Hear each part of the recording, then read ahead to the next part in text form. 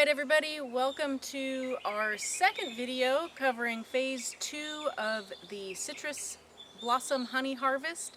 Our last video covered more of the harvest process, how we go through each hive, and just physically how we're harvesting. This video, we're going to take the opportunity to look at it from a little bit of a different perspective. So I will get a little bit of the footage as we go along and select our frames to take back to our honeybee workshop for processing, spinning them out, returning them to the hives, and putting it into jars.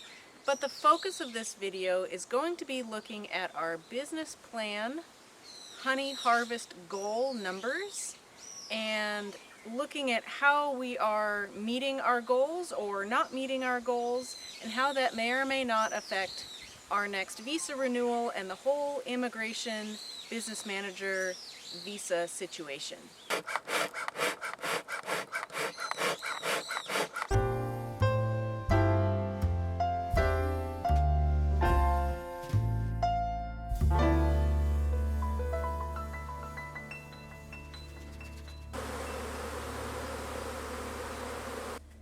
Okay everyone, welcome to my office. Bosco is over here holding down the fort. But in the corner, what is this? This leaning tower of boxes is our citrus blossom honey harvest. All the remaining jars, which as of right now are about 725. What do you say we sit down at the computer here and let's take a look at a couple of our worksheets. Here we have the messiest possible view of my office. This is the packaging, processing, and shipping area. Obviously this needs a little bit more organization, but for now it is functioning. Because we live in Japan via the startup visa and now the business manager visa, the success of our business and the ability to demonstrate that our business is growing and meeting goals is super important every time we submit a visa renewal application in order to show immigration that our business is successful, will continue to not only support ourselves but contribute to the community, and then show our business plan for X number of years into the future. One of the things that our business consultant, accountant, and immigration lawyer help guide us with is to be able to track and show progress easily when the time comes to prepare the visa renewal application.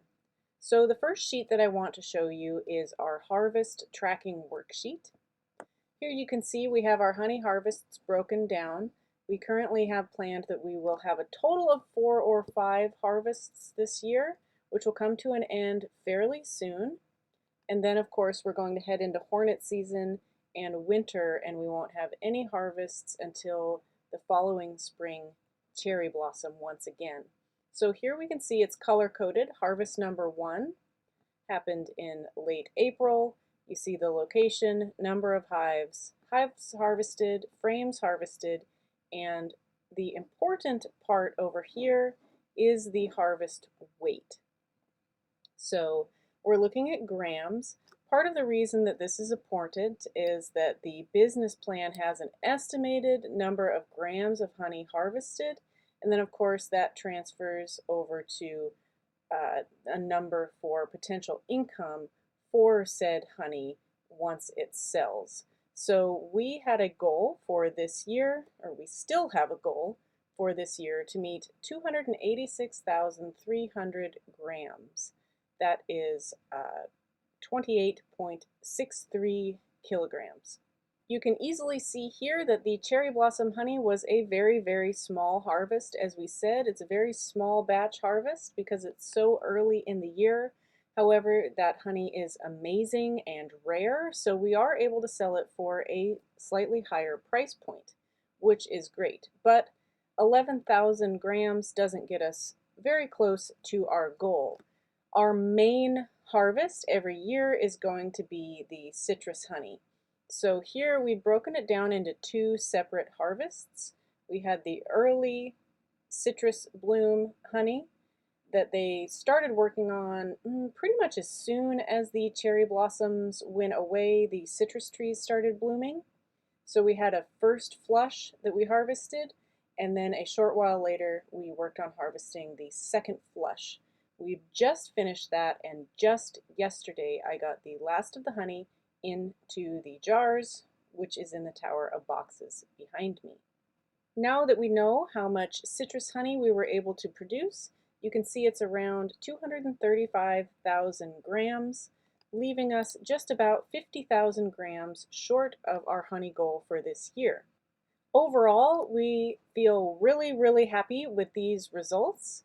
We got a huge citrus harvest, which means that our next 1 or 2 smaller harvests, we don't feel as much pressure for.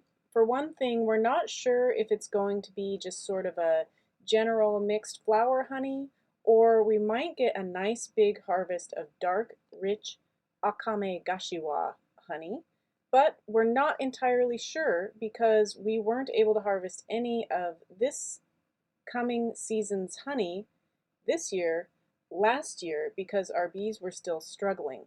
So we're not sure what to expect. It may be bigger than we expect, it may be small like we expect, but either way, we're really confident that we are going to at least get around 50,000 grams, which would at least bring us up to our business plan estimate goal for the year. This section down here, where we have each harvest broken into the number of jars and sizes, is less important for the business plan, but this is really helpful for my own internal tracking and also planning for which jars are going to sell the fastest, which are our most popular, how many of each jar size should we be planning for, because once it goes into a jar and we put a label on it, it's not like we can never take it out of that jar and switch it to a different size, but that would be very inconvenient. So we're trying to plan ahead and keep an eye on sales, what's popular, what's maybe not as popular, that sort of thing. So here we have our harvests broken down into the different jar sizes and the total of jars per harvest, coming to a total of 838 honey jars this year. Now jumping over to our other spreadsheet, this is our honey weekly inventory. Now this is a really great worksheet that was created for us by our business consultant, and at first I didn't really know how to use it. Last year we didn't have a whole lot of jars, so the worksheet didn't really make a lot of sense to me. But I continued using it this year, and now I absolutely love it. This is a really great tool for tracking not only inventory but also sales, what's moving and where it's moving from, and where jars are physically located. Because we don't just have this honey box stash in my office, we also have jars now out at 2 Michinoeki locations. I have a few jars on display at our guest house, and later this week we're hoping to get into a 3rd Michinoeki location, which is on the next island over, so it won't be quite as easy as just taking a drive down the road to go count jars. It would involve getting on the toll bridge and going to the next island, which is not a huge inconvenience, but just being able to look at the spreadsheet and see exactly where my jars are is really helpful. Just a brief overview for how this spreadsheet works. We can take a look at this first column. Now it's color-coded pink at the top because this was our cherry blossom harvest. You can see in this first row of 140 gram jars, we produced 42, and of 280 gram jars, we produced 20. Then these numbers with the negatives show that they were either sold in person, sold by mail, given as a gift, or transferred. And when they're transferred, you scroll further down this sheet and you can see that they were taken to one of the Michinoeki locations, where they then were sold from there. So now that we have more jars to sell than just a handful, you can see how this sheet is really easy to track sales by week. For example, these are the jars that we have at 1 Michinoeki, these 4 rows here. These first few rows of sales were the cherry blossom honey, so you can see that that's sold out within the first 3 weeks. Our final jar sold on the 4th week there, so we had no other sales. Then this column here is when we brought down the citrus blossom honey and sales started up again. So you can see right now we've got an average of about 10 small jars and 4 medium jars each week. That's pretty cool. Another piece of information that's very helpful at a glance on this worksheet is this little chart right here. It's just a reminder of each harvest, how many grams of honey and how many jars were produced. Again, here's that number. So far in 2025, we've created 838 jars of honey. Then down below, these numbers here are the jars remaining that are pulled from this larger chart over on the left. So I can see that we have 724 jars remaining, and also, just so I can see at a glance, that means that we've sold 114 jars so far. In addition to these 2 honey tracking worksheets, I do also have one called Actual Sales. I'm not going to show that one because I have customer names and information on that worksheet. So maybe at some point, if you're really interested, I can show you my breakdown there, which includes things like fees from the Michinoeki that's taken out of the profits, the hard costs of the jars. So say, we make 1,000 yen for this jar, but we spent this much in order to produce the jar. So then that sort of gives us more of our final number of income pre-taxes. But I'm not going to show that in today's video. Now, before I jump into the wrap-up here, I do want to take a quick opportunity to show how to purchase our honey if you live in Japan. There are 2 ways to do it online if you're not near us directly on the Shimanami Kaido area. The first is here on our website. If you go to shop, you'll see we have a page called Honey Shop. And here on the Honey Shop, directly embedded into our Benton Homestead website, I have 2 items for sale here. This is the honey and our Chiki-chan and honey stickers. These are pulled from our Shopify store, which I'll show you in just a minute. But you can see that you have a choice of which honey flow you're purchasing from. Of course, the only one available right now is the citrus honey, and then you have a choice of the 4 different jar sizes. You can actually add it to your cart and purchase it without ever leaving our Benton Homestead website. That's a feature that I was able to use through the Shopify shop that I have set up separately. And just like magic, here we are at the Shopify shop.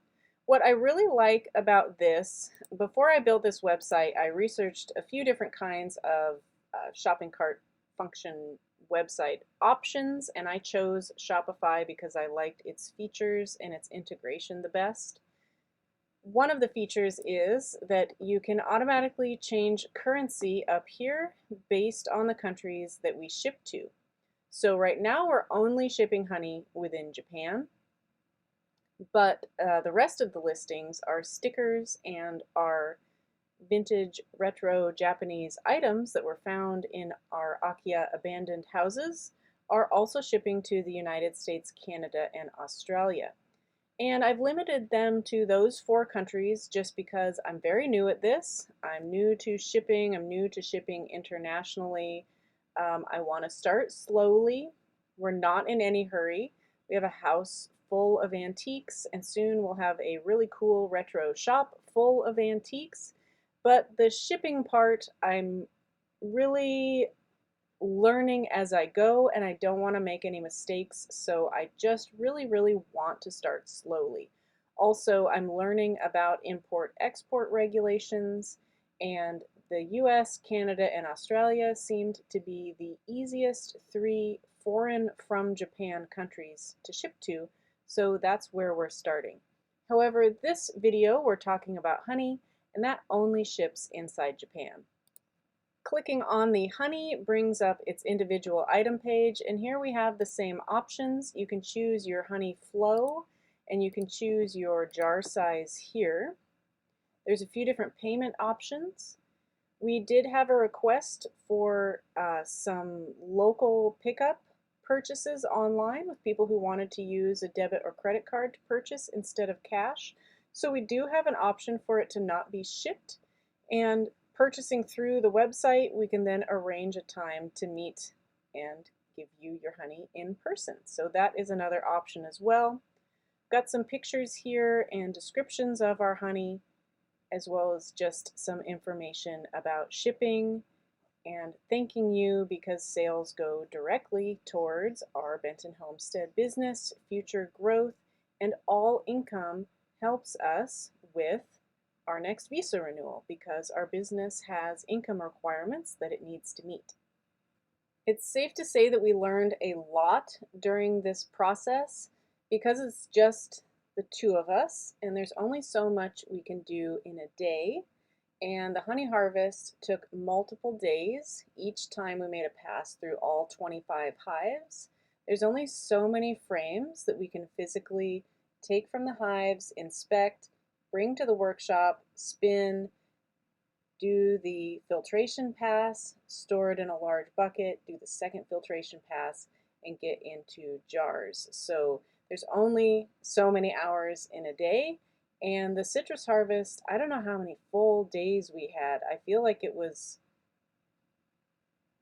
I don't know, something like 8 to 12 full work days of just harvesting and processing the honey, and then an additional couple of days of putting it into jars. So that was a lot of work. The plus side is that we had a lot of opportunity to sort of refine our workflow and learn as we go. And actually, partway through the second phase of the harvest, we ordered 4 more large buckets because we realized just having the 2 buckets with the amount of honey that we were producing for us, I mean, it's not like, I mean, we're not producing huge vats, but for 2 people and having 2 5-gallon buckets to work with as your only means of storage before it gets into jars, it created sort of a bottleneck in our workflow. So we ordered 4 more buckets, and they actually arrived just after we finished harvesting, but they will make our next harvest that much easier. So in summary, we've made it through citrus blossom harvest. We are looking forward to what's coming up next, and it's fairly safe to say that we are going to meet our honeybee goal portion of our business plan. So that is a nice little checkbox checked off, ready for our visa renewal, which will come up this winter. Well, that's all I have prepared for you right now. I wanted to get this video and this information out ahead of our live stream coming up this weekend, so you had some time to watch the video and come up with any questions that you have related to this information. So you're welcome to leave comments on this video with questions for us to answer in the live stream. The live stream also has its own video active, so you can go leave comments in the chat that I will then answer in the live stream, or just join us live and feel free to ask your questions in the chat at that time. As always, thanks for watching. We really love making these kinds of videos for y'all and interacting and getting your feedback and encouragement. And of course, if you're in Japan and you would like some citrus blossom honey, we're happy to get some sent your way. We'll see you in the next video.